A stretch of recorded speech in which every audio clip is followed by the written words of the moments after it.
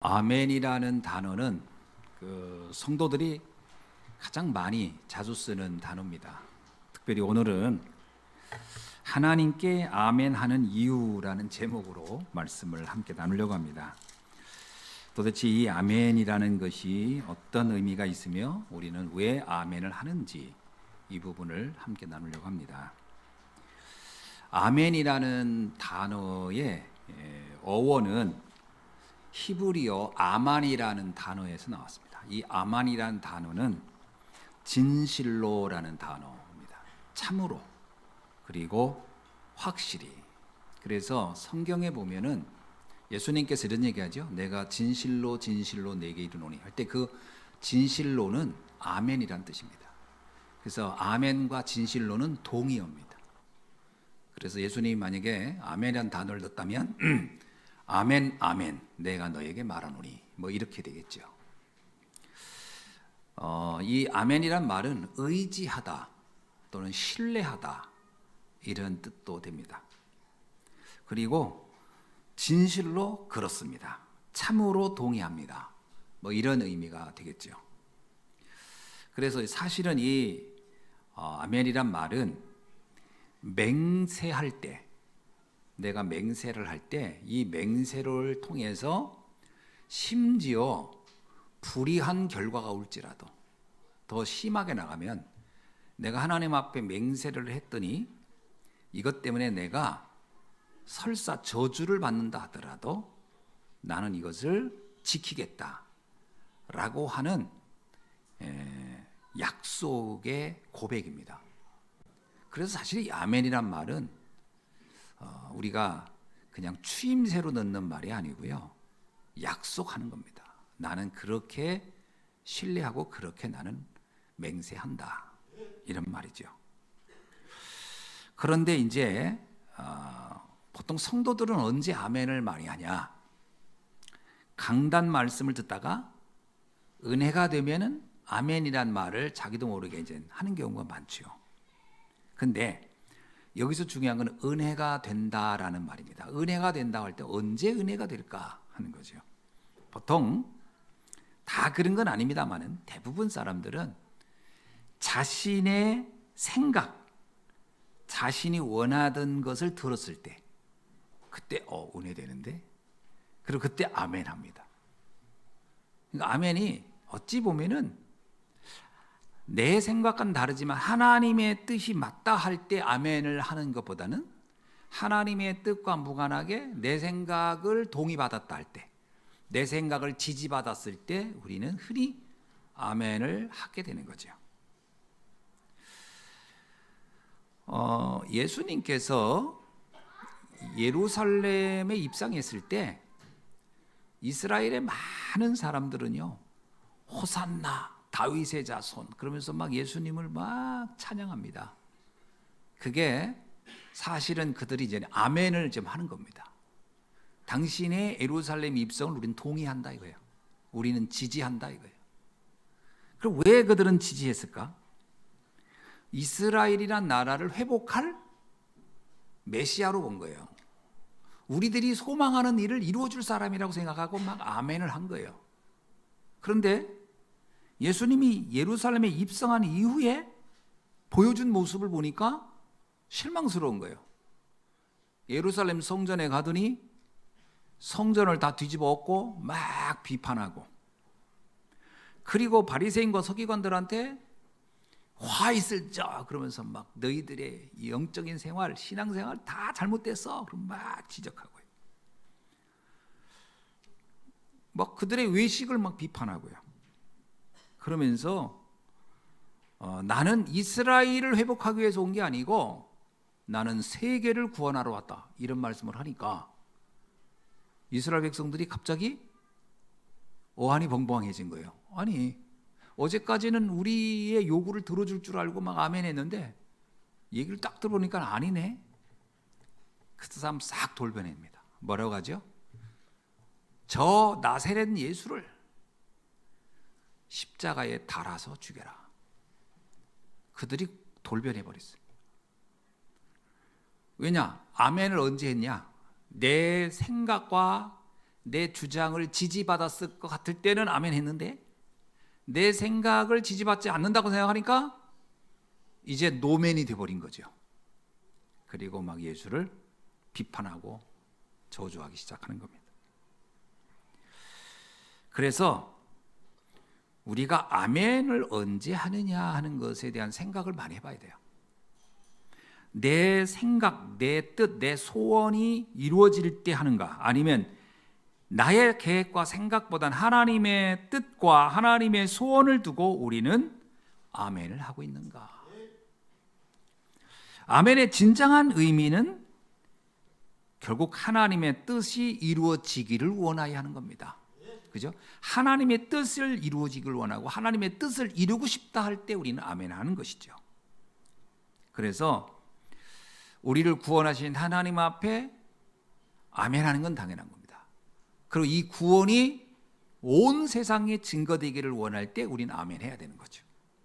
그래서 계시록 3장 14절에 보니까 이런 말씀이 있어요.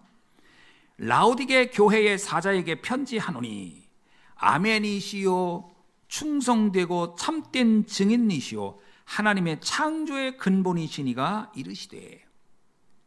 여기서요 예수 그리스도를 뭐라고 표현했냐? 아멘으로 표현했습니다.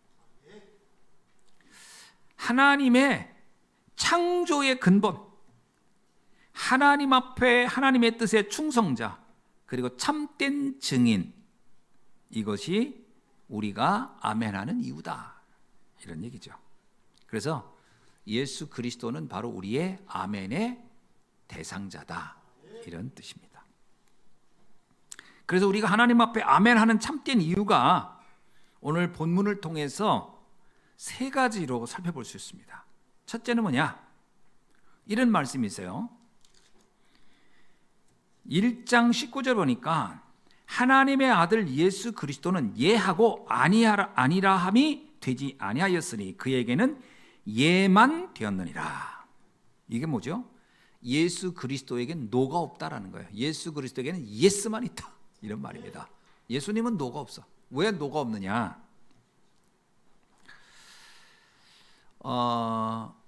노는 인간에게만 있는 겁니다. 아니요, 못해요, 이건 인간에게만 적용되는 단어예요. 원래 인간은 창세기 3장 사건으로 절대 해결할 수 없는 노가 세 가지가 있어요. 뭐가 노가 세 가지냐?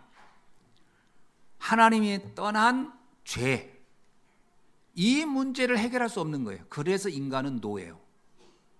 하나님을 떠난 문제를 인간은 해결할 수 없어요. 그래서 여기서 뭐라냐? 예수님에게는 노가 없다, 이 얘기는 인간에게만 노가 있는 거예요. 또 하나는 인간은 사단의 문제를 해결할 수 없어요. 그래서 인간은 사단의 문제로서 노만 있는 거예요. 또 인간에게는 지옥의 심판을 해결할 길이 없어요. 이게 인간에게 노가 있는 겁니다. 그래서 인간은 세 가지의 노가 있는 거예요. 원죄, 사단, 지옥 문제입니다. 이 세 가지는 인간이 절대로 해결할 수 없는 노예요. 노. 아닌 겁니다. 오직 예수 그리스도만 예스가 되는 거예요. 예수님은 왜 예스냐? 죄를 해결할 유일한 해결자가 예수 그리스도입니다.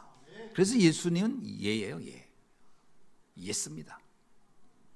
로마서 8장 1절로 2절에 보니까 그러므로 예수 그리스도 예수 안에 있는 자에겐 결코 정죄함이 없나니 이는 그리스도 예수 안에 있는 생명의 성령의 법이 죄와 사망의 법에서 너를 해방하였습니다. 인간의 죄는 예수 그리스도만 해결할 수 있어요. 그래서 예수님만 예스인 겁니다. 예수님만 사단의 올무에서 우리를 해방시킬 수 있는 유일한 분이에요. 요한일서 3장 8절에 하나님의 아들이 나타난 것은 마귀의 일을 멸하라 하심이라. 예수님만 지옥의 문제를 해결할 유일한 분이십니다. 요한복음 5장 24절에서 내 말을 듣고 또 나 보내신 이를 믿는 자는 영생을 얻었고 심판에 이르지 아니하나니 사망에서 생명으로 옮겼느니라. 그래서 예수 그리스도만이 유일한 구원자이시고 예스가 되는 겁니다. 사도행전 4장 12절에 이런 말씀이 있죠. 다른 이로서는 구원을 얻을 수 없나니 천하 인간에게 구원 얻을 만한 다른 이름을 우리에게 주신 일이 없음이었더라.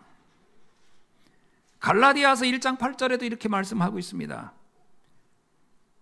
그러나 우리나 혹은 하늘로부터 온 천사라도 우리가 너에게 전하는 복음 외에 다른 복음을 전하면 저주를 받을 것이다. 이게 무슨 말이죠? 예수 그리스도 외에는, 이 복음 외에는 어떤 것도 인간 문제를 해결할 수 없기 때문이기. 두 번째로 우리가 하나님께 아멘하는 이유입니다. 하나님의 약속은 예수 그리스도 안에서 완벽하게 성취되었기 때문입니다. 그래서 20절에 보니까 하나님의 약속은 얼마든지 그리스도 안에서 예가 되나니, 하나님의 약속이 예수 그리스도 안에서 완벽하게 성취됐다. 구약 39권은요 오실 그리스도를 얘기하는 겁니다. 그러니까 구약 성경은 오직 예수 그리스도를 설명하고 있는 거예요. 신약 27권은 그 구약에서 예언했던 그 그리스도가 오셨다라는 증거의 내용입니다. 그래서 성경 66권은 예수 그리스도 안에서 완성된 하나님의 약속을 기록한 거예요. 그래서 성경은 하나님의 약속의 성취에 대한 내용입니다. 누가복음 24장 27절에 보니까 이렇게 얘기하고 있죠. 모세와 선지자의 글로 시작한 모든 성경의 내용이 예수에 관한 것이다. 누가복음 24장 44절에서도요. 모세의 율법과 선지자의 글과 시편에 기록된 모든 것이 예수 그리스도에 대하여 이루어진 것을 말하고 있다. 그래서 요한복음 20장 31절에서 사도 요한은 이렇게 말합니다. 성경의 기록은 예수가 하나님의 아들 그리스도임을 믿게 하는 것이고 그 이름을 믿어서 생명을 얻게 하려는 것이다. 그래서 성경의 모든 내용의 성취, 예언의 내용은 그리스도입니다. 그래서 예수 그리스도만 이해가 된다. 왜 이 말씀을 했을까요? 고린도 교회 성도들도 과연 예수님이 그리스도가 맞을까? 이런 의심을 하고 있었다고 하는 것을 전제하고 있는 겁니다. 그래서 바울은 말하는 거죠. 성경의 모든 예언은 예수 그리스도 안에서 성취된 것이니까 여기에는 조금도 의심할 이유가 없다. 이 말을 하고 있는 겁니다. 그러면서 이렇게 얘기하는 거예요. 세 번째, 하나님이 인치시고 보증으로 성령을 주신 것이다. 여러분, 우리가 예수가 그리스도로 믿어지고 그리스도 안에서 이루어지는 응답들은 우리의 상상의 결과물이 아닙니다. 우리의 어떤 학습의 결과물이 아니에요. 이것은 성령의 역사의 열매라는 겁니다. 그래서 성령은 하나님이 당신을 우리에게 나타내시는 가장 중요한 방법이에요. 그래서 성령 내주, 성령 인도, 성령의 충만함을 우리는 반드시 기억해야 됩니다. 성령 내주가 뭐죠? 예수가 그리스도로 믿어지는 겁니다. 이건 성령의 내주를 얘기하는 거예요. 여러분, 2000년 전에 예수가 믿어진다고 하는 것은 이건 엄청난 건데 이게 성령께서 역사하지 않고는 알 수가 없는 거예요. 고린도전서 12장 3절에 말씀하기를 성령으로 아니하고는 누구든지 예수를 주시라 할 수 없느니라. 성령께서 깨닫게 해준다는 거예요. 그래서 사실 우리가 성령 받았냐 안 받았냐의 기준이 뭐냐? 내 느낌이 좋으냐 안 좋으냐가 아닙니다. 예수가 그리스도라고 믿어지냐 아니냐의 기준이에요. 아무리 착한 일을 많이 하고 교회에서 봉사도 많이 하고 헌신도 많이 해도 난 아무래도 예수가 그리스도라고 믿어지지가 않아. 그러면 이분은 성령의 내주가 이루어지지 않은 거예요.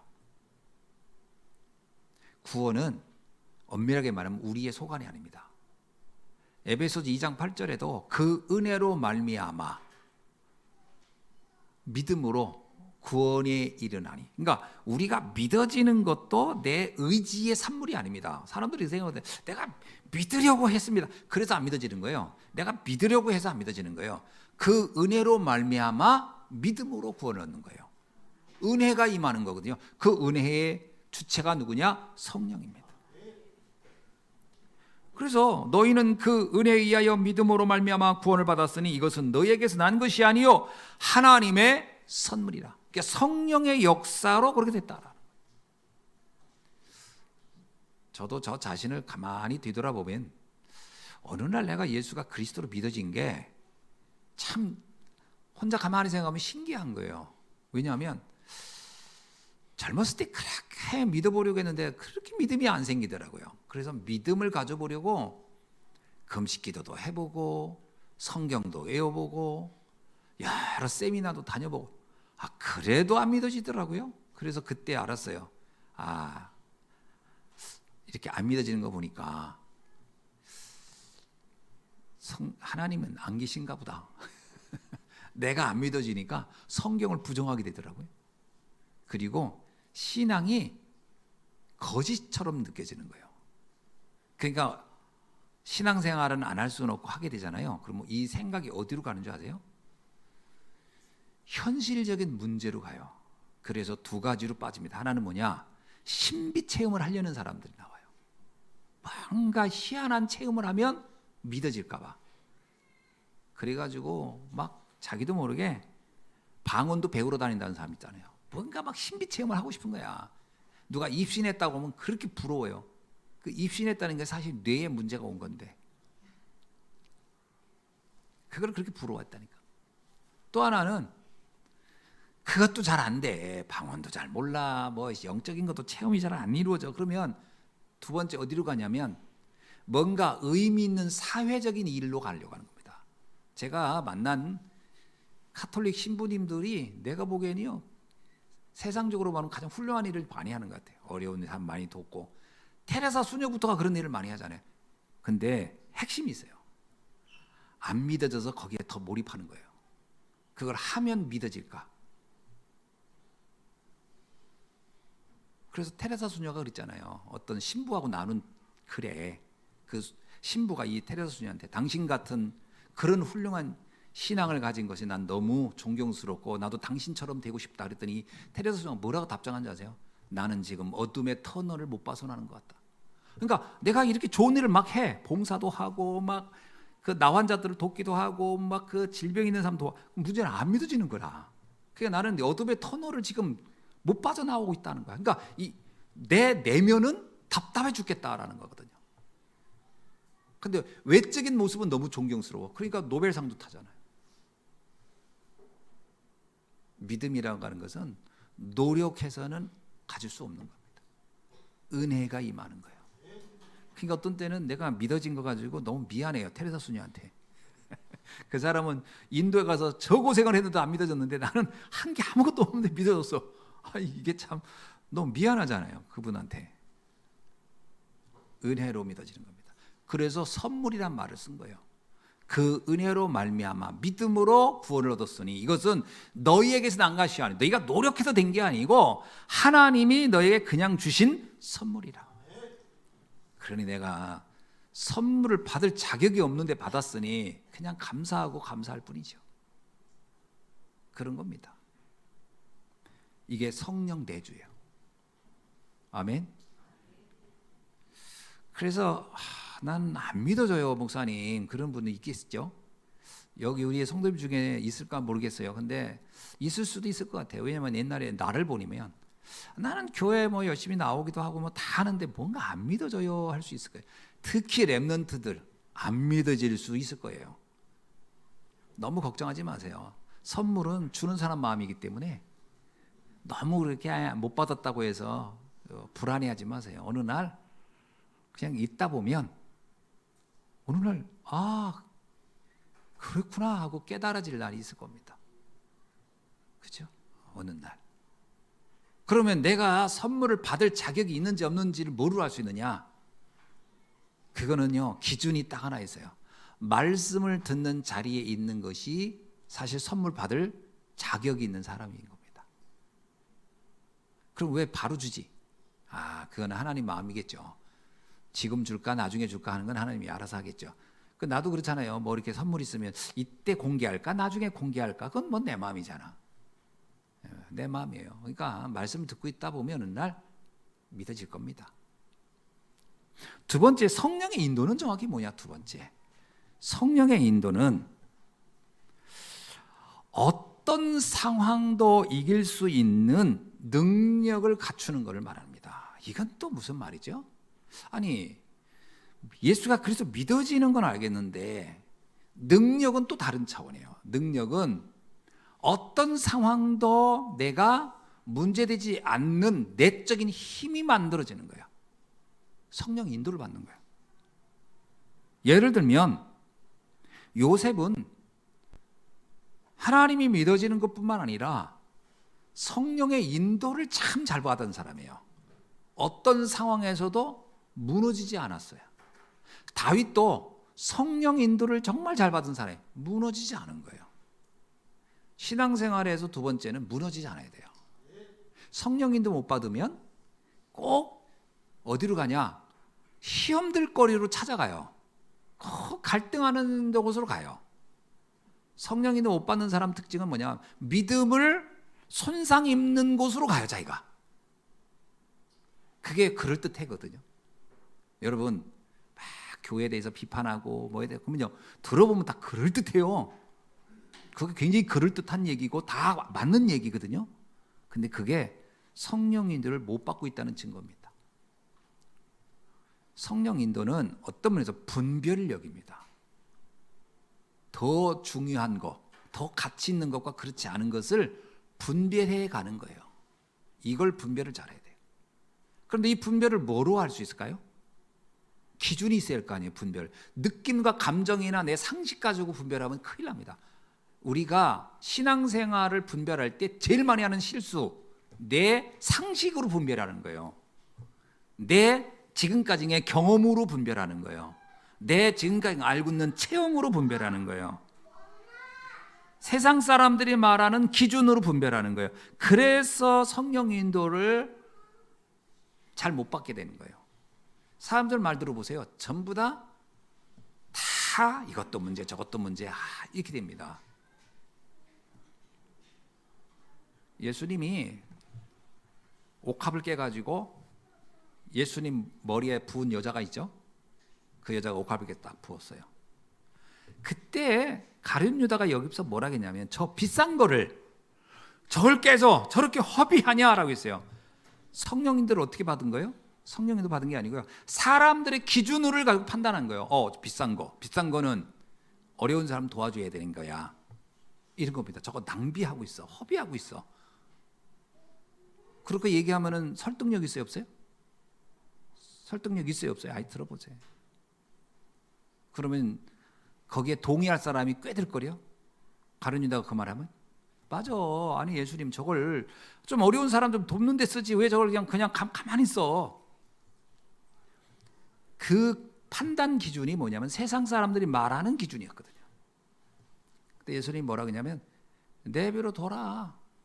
이 여인은 나의 죽음을 미리 알고 장사를 지내고 있는 거야. 이건 완전히 다른 얘기거든요. 영적인 얘기입니다. 여러분, 우리가 이 기준을 뭐에서 볼 수 있냐면 말씀에서 찾아내야 돼요. 성령 인도를 잘 받는 사람 특징이 뭐냐? 말씀은 뭐라고 하지? 성령 인도 잘 받은 사람은 하나님의 말씀은 뭐라고 하실까? 이런 질문을 하면서 말씀을 듣는 사람은 성령 인도를 잘 받는 사람입니다. 근데 성령 인도를 못 받는 사람은 말씀은 도리어 더 안 들려요. 하나님 말씀 들으면 또 저 합리화하겠지. 잘했다고 하겠지. 그리고 사람 말에 집중합니다. 그러면 판단이 틀려버려요.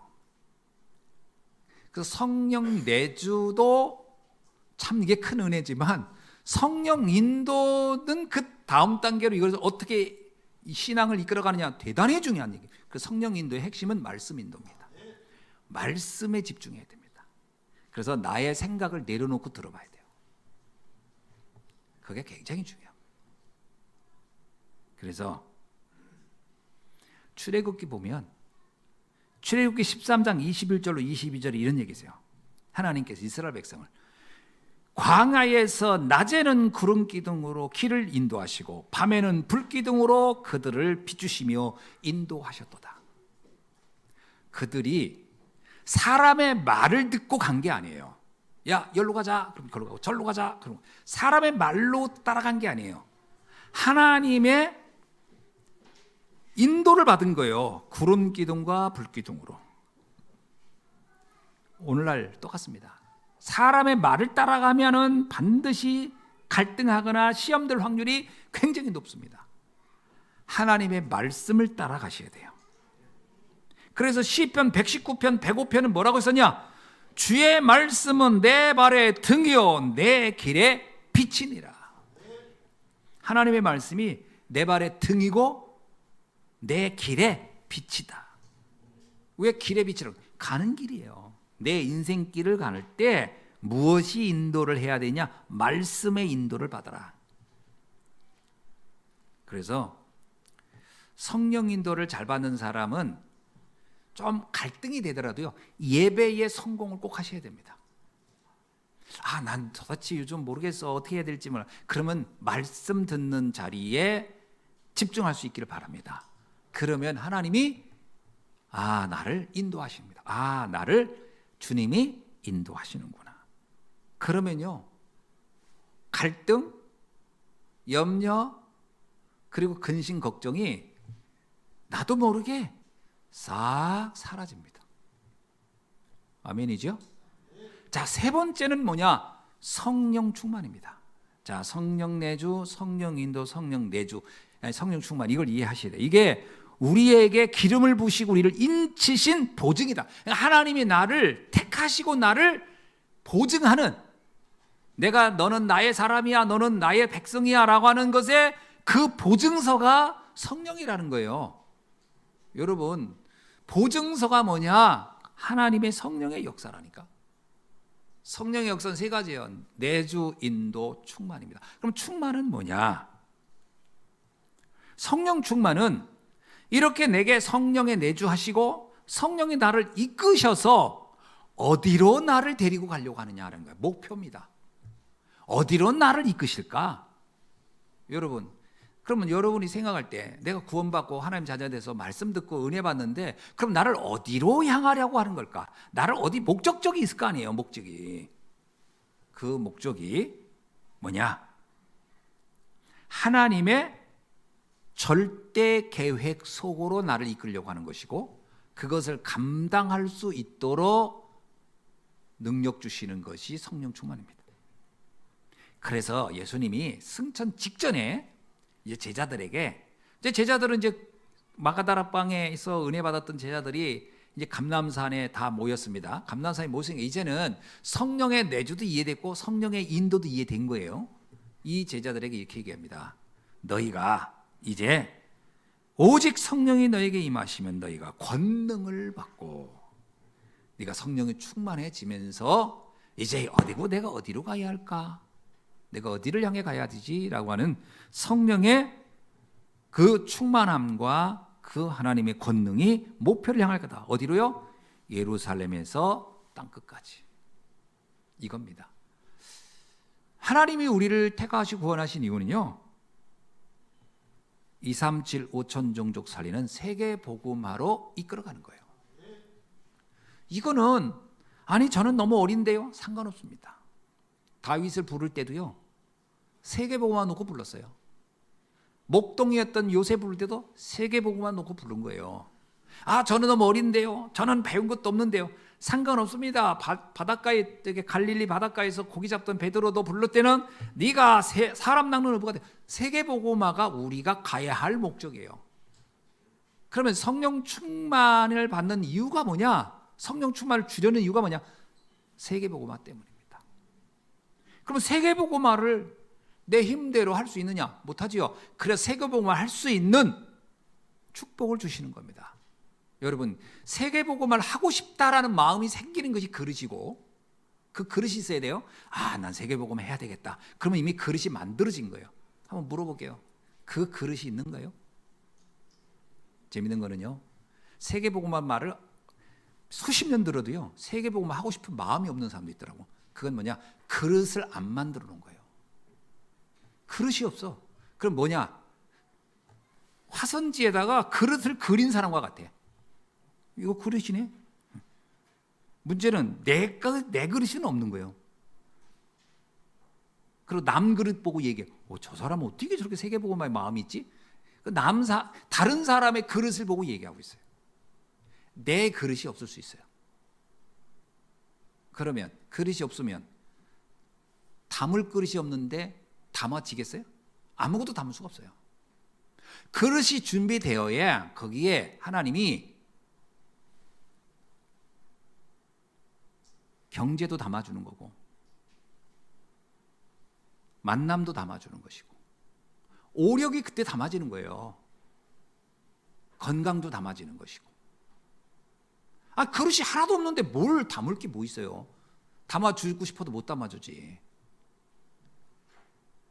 그러니까 신앙생활 하면서 그릇 없는 사람은 난 수도 없이 봤어요. 아무 그릇이 없어요. 세계복음 하고 싶은 마음 자체가 아예 존재하지 않더라고. 그럼 하나님이 주실 축복이 없는 거예요. 물고기를 갖고 왔는데 그릇을 안 가지고 있으면 어떻게 줘요? 우유 한 잔이라도 그릇을 준비하고 와야 주지. 거지라도 깡통을 갖고 와야 뭘 주지. 깡통도 없는 사람이 와서 배고프다고 달라고 하면 어디다 줄 거예요? 그릇이 준비 안 되면 아무 쓸모가 없어요. 여러분, 세계보고만 하고 싶은 그릇이 있어야 돼요. 제자들이 예수님께 베드로가 그랬잖아요. 예수님이 제자들에게 사람 낚는 어부가 되리라. 근데 사실 베드로는 그 말이 담기지가 않는 거예요. 관심이 없어. 들었지만 관심이 없어.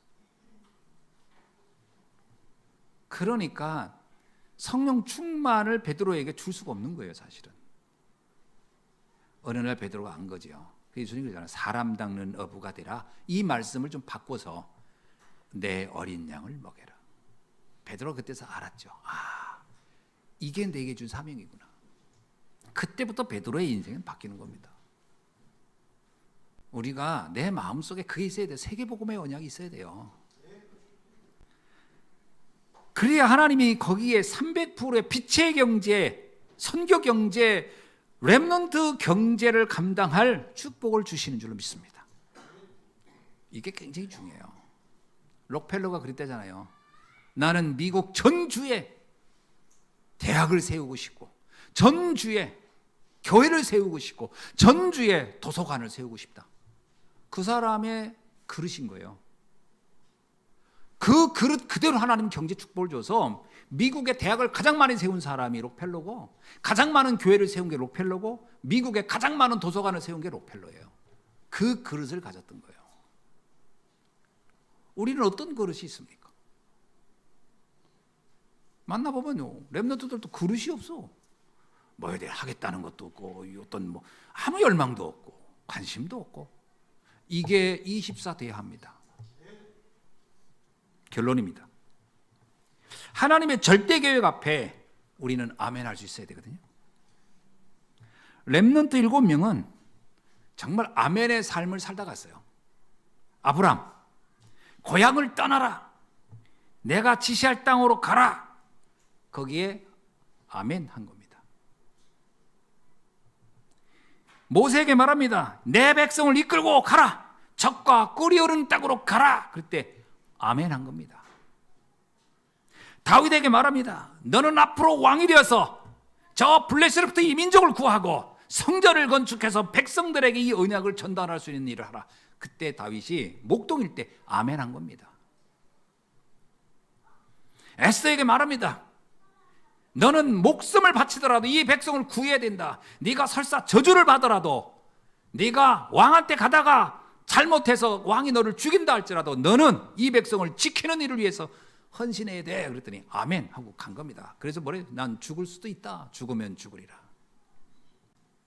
바울도 마찬가지죠. 이방의 사도로 네 인생을 걸고 로마를 가서 복음하라. 바울이 말합니다. 아멘. 이때 아멘 하는 거예요. 우리는 어디에 아멘 하겠습니까?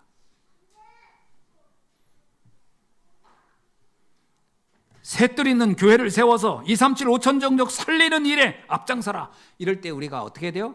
아멘 해야 되는 거예요. 이때 아멘 하는 거예요. 그럼 이게 진짜 내 마음에 아멘만 해갖고 그냥 잊어버리는, 아멘하고 기억도 안 나. 그건 아멘 한 게 아니에요. 아멘하고서 뭐 아무 생각 없어.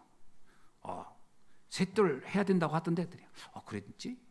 그 무슨 아멘이에요, 그건. 그냥 추임새 넣은 거지, 추임새. 그러면 안 돼요. 거기에 내가 24 기도가 돼야 돼요.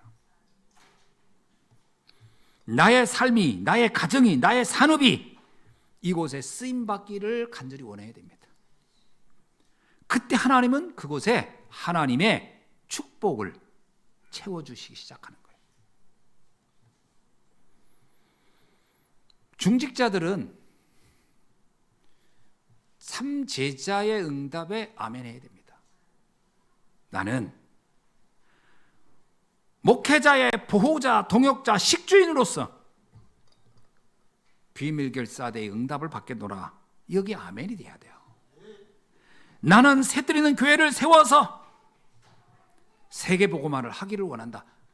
그래서 여기에 홀리메이슨의 아멘이 돼야 돼요. 나는 렘넌트를 세워서 영적 서밋, 기능 서밋, 문화 서밋을 세워서 세계 재앙을 막는 일에 헌신하고 싶다. 여기에 아멘이 될 때 우리는 렘넌트 미니스트리의 응답을 받게 되는 겁니다. 여기에 우리는 아멘 할 수 있는 믿음을 갖추기를 주의 이름으로 축원합니다. 기도하겠습니다. 하나님 감사합니다. 오늘 하나님께 아멘해야 할 이유를 다시 한번 말씀을 통해서 확인하게 하시고 살펴보게 하시니 감사합니다. 오늘 말씀을 통해 내 인생이 참다운 아멘의 응답의 주역이 되도록 축복해 주옵소서. 예수 그리스도의 이름으로 기도하옵나이다. 아멘.